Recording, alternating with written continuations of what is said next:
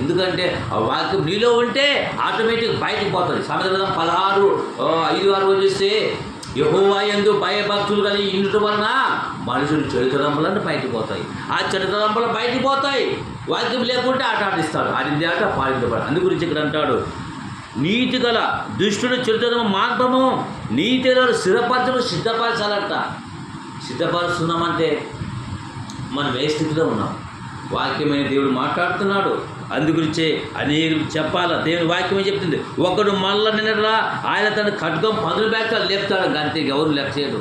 చూస్తాడు. అందుగురించే మన కుటుంబము అనేకులు చుట్టుపక్కల ప్రాంతాల వాళ్ళు కూడా కరపత్ర చెప్తే గొప్ప గొప్ప విషయాలు వారికి దేవుడి పరిశుద్ధాత్మ సహాయం చేస్తాడు. ఒకడు మళ్ళా యెహోవా ఖడ్గం పదులు పెడతాడు. మిటికల్ జననే కాదు, ప్రపంచ దేశాలు ఇప్పుడు అనేక దేశాలు అధికారులు కొట్టుకు వస్తున్నాయి. కానీ మనం ప్రార్థన చేస్తున్నాం, వాక్యం ఇచ్చాడు. కాబట్టి శాంతిని, సమాధానాన్ని కదా ఏకే పార్టీ పవర్ కంటే పరిశుద్ధ గ్రంథం బైబిల్ నీ జీవితాన్ని మార్చేది. ఏకే పార్టీ గన్ను కంటే, కత్తి కంటే పదులు గల వాక్యము మూలుగుల్లోకి అంతరంగంలో పోయి నీలో చెడుతనం బయటకు తీసుకొచ్చి అది తీసిపారేసి వాక్యం నింపుతుంది. నీతి అనే ఖడ్గం, నీతి అనే ఆయుధం, నీతి అనే ఫలము నీలో హృదయమనే పాలక మీద ఉండాల. నీతిని, న్యాయాన్ని ముందు వెతితే నీకు అది ఇస్తాడు. వద్దు ప్రభావం మాకు లోక సంబంధ కోరికలకు ఇవి కావాలని ముందు అందిస్తాడు. అందుగురించే ముందు నా నీతిని, నా రాజ్యాన్ని వెతకండి, అప్పుడు అన్నీ నేను ఇస్తానంటాడు. ఇప్పుడు లోకం ఏమంటుంది? లోకం ఏమెదుగుతుంది? మొదటి యోహాను రాసిన పత్రిక 2వ అధ్యాయంలో లోకంలో ఉన్నదంతా ఏమిటా? మొదటి యోహాను రాసిన పత్రిక చూస్తే 2వ అధ్యాయం చూస్తే మరి 15, ఈ లోకంలోనైనాను ఉన్నవాడిని ప్రేమింపకూడదు, ఎవడైనా లోకంలో ప్రేమించాలి, తండ్రి ప్రేమ వారిలో ఉండదు. లోకంలో ఉన్నదంతా శరీరాశ, నేత్రాశ, జీవబ్రహ్మ, ఇవి తండ్రి వల్ల పుట్టినవి కావు. మరి ఇవి వీటిని వెతుకుతున్నారు. నీతిని వెతుకుతున్నామా? వీటిని వెతుకుతున్నామా? అబ్రహాం దేవుని యొక్క వాక్యాన్ని సంపాదించుకున్నాడు, విత్తిగాడు. కాబట్టి అబ్రహాం విశ్వాసులకు తండ్రి మొనగాడైనాడు. అబ్రహాం చూసి ముంగూర్తు పెట్టుకోవాలి పిల్లరా. అందుగురించే అబ్రహాము విశ్వాసుడు, యథార్థవంతుడు, విశ్వాసులకు తండ్రి, దేవునికి మంచి యొక్క స్నేహితుడు, దేవుని కొరకు త్యాగం చేసేటువంటి వాడు. ఆరంభంలోనే ఉంటూ విశ్వాసుడు కొన్ని నీతి రాజ్యం కనబడే రాజ్యం కొరకు దృష్టి పెట్టుకున్నాడు.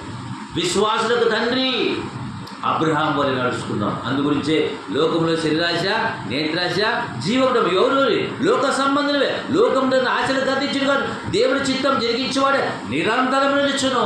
మరి ఇక్కడేముంది? కీర్తన గ్రంథం 7లో. కాబట్టి దుష్టులు చెడుతనం మార్పము, నీతి గలవారిని స్థిరపరచము. ఎవరు స్థిరపరచాలా? ఇది పాస్టర్ది, ఈ సంఘ పెద్దది, ఎవరితో అనేది కాదు. ఇది నేను కూడా చేస్తాను. మొదటి కొరింథీ 11వ అధ్యాయం 26 చూస్తే ప్రతి ఒక్కరు స్వార్థ ప్రకటించాలంట. నేను వచ్చిన ఒక్కరి కరపత్రం పంచినాను.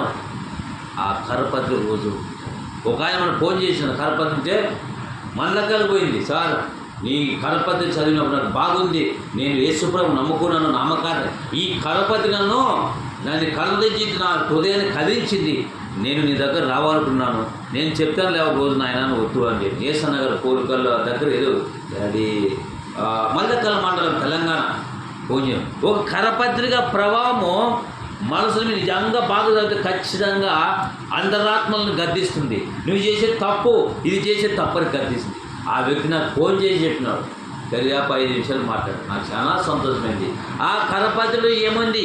ఈ పేపర్లోనే మనం ఉంటుంది. ఈ పేపర్లో జీవగల వాక్యము, జీవగల మాట ఉంది. కాబట్టి ఆ మాట కదిలింపజేసింది. అందుగురించి చెప్పు కదా.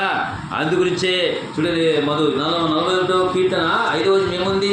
ఇక్కడ ఇశ్రాయేలు త్రోవ తప్పిపోయినారు, మనం త్రోవ తప్పకుండా పడిపోకుండా నిలబెట్టేది వాక్యమే. యేసుక్రీస్తు మాటలు వింటే ఆయన మాటల ప్రకారం మనం బ్రతికించబడి. అందుగురించి చూడండి 41వ కీర్తన 5వ వచనం ఏముంది?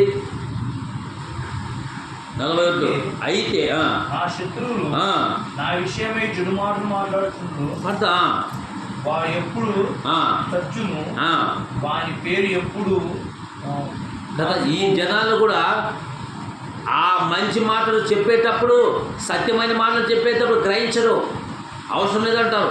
అందుగురించి వాళ్ళు ఎప్పుడో శాపనార్థాలు పెట్టుకుంటున్నారు. కానీ మనం అయితే ప్రేమించాలి, శాపించాలి, వాళ్ళని ప్రేమించే వారిగా ఉండాలా. ప్రేమను చెప్పాడు. ఆ ప్రేమ ఏముండాలంటే ముందు నీతి న్యాయం నీలో ఉంటే ఆటోమేటిక్ దేవుడు మనకు సాయం చేస్తారు.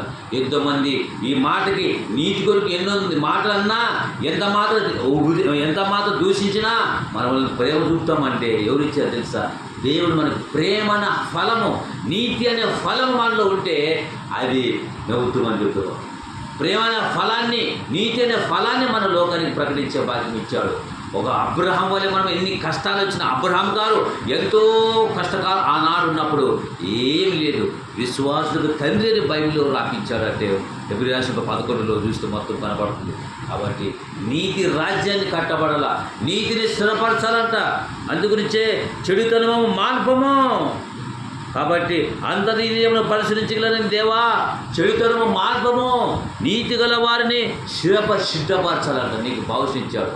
అయిపోయింది, నా టైం అయిపోయి చచ్చిపోతుంది కదా. కొంతమంది ఊళ్ళో పాస్టర్ చెప్పాడు, వాక్యం చెప్పాడు, ఇంకా ఆశీర్వాదం పోతుకోలేదు, మనం అదే చుట్టుకున్నారు పోతున్నంట. అంత మీటింగ్ పెట్టుకున్నాను ఆగండి కూడా అంటే మా టైం అయిపోయింది, ఇంకా ఆశీర్వాదం లేదు, తొందరపాటు గురికాట పారాడు జనానికి. కానీ ఆయన ఇంకో ఆయన సేవ ఆగండి అన్నప్పుడు ఆగినాడు. మీరు ఇంత వాక్యం విన్నారు, లాస్ట్కి 5 నిమిషాల కల్లా ఆశీర్వాదం అంటే ఇంటికి పోయే లోపల మీ టైం అయిపోతే ఏం చేస్తారు? మీ టైం అయిపోయిందని నీ టైం అయిపోతే ఏం చేస్తావు? అందుగురించి దినంలో శ్రద్ధ కనుక సమయం పోటీ సత్యం చేసుకొని అజ్ఞానులు జ్ఞానం నడుచుకోవాలి మనం కదా. కాబట్టి మన టైము అయిపోయింది, టైం అయిపోయింది. మరి మన టైం అయిపోతే ముందు మనం దేవుని కొరకు ఎలాగ బతుకుతున్నాం, మనం ఏం చేస్తున్నాం, 24 గంటలు దేవునికి ఎంత ఇస్తున్నాం. కాబట్టి నీతిని స్థాపించాలా. ఎన్ని కష్టాలు వచ్చినా, ఎన్ని బాధలు వచ్చినా, ఎన్ని వచ్చినా మరి నీతిని అన్నాడు. ఎజ్కేలు చెప్పాడు, ఎజ్కేలు నా జనాలు తప్పిపోయినారు పోయి చెప్పాయా, వారు విని నువ్వు చెప్పాలంతే అంటాడు. అదే వాళ్ళు వినరాయా వాళ్ళకంటే, నువ్వంతే నువ్వు చెప్పాల్సింది, నేను ఏం చెప్పానో పోయి చెప్పాల్సిందంతే. ఆర్డర్స్ అంతే. వారు వినకపోయి నువ్వు చెప్పాలంతే. ఇశ్రాయేలు జనాంగం తప్పిపోయినారు, కానీ నా జనులు ఇశ్రాయేలుతో తప్పిపోయినారు నువ్వు చెప్పాడు. ఇశ్రాయేలు జనాంగం చెప్పాను అన్నాడు. ఈరోజు మనకు కూడా చెప్పాడు. ఏమని చెప్పాడు?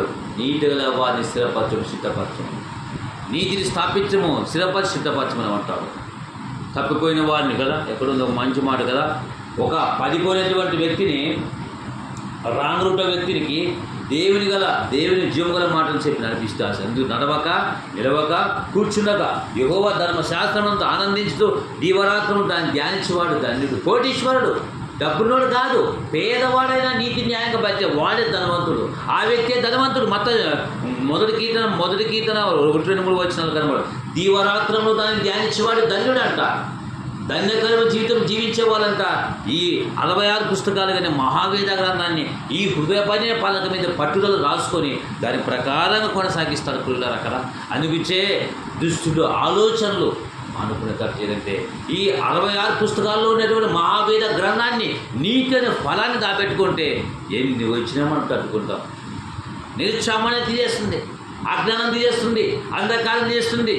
అందుగురించి నువ్వు మారు మనసు పొందండి. మారు మనసు ఏంటంటే, మారు మనసు అంటే ఒకప్పుడు చెడు రూట్లో ఉంటివి, మంచి మార్గంలో వచ్చావు కదా. అందుగురించి ఒకటి మల్ల నీడలా టర్నాం వారిని మళ్ళుతావా, మంటల్లో కాలుతావా. దుష్టులు దేవుని మనుషులు పాతాలు పోతారు. ఆ నరకం పాతాలు పోకుండా ఉండాలంటే దేవుని వాక్యం మీరు నీతిని ఫలించాలా. దుష్టులు దేవుని మనుషులందరూ పాతాలు పోతారంట. ఆవిడ్ని నీవే తప్పించాలా. ఈ ప్రపంచంలో కలెక్టర్కి లేదు, ఒక సీఎంకి లేదు, ఎవరికి లేని భాగ్యము నీకు ఇచ్చాడు కదా. ఆర్డర్ చేస్తారు ఒక రాజకీయం, కానీ నీవు ఒక పాపాత్ముల్ని, దుష్టత్వంలో ఉన్నవాడిని దేవుని మాటలు చెప్పి నడిపించే కెపాసిటీ నీకు ఇచ్చాడు.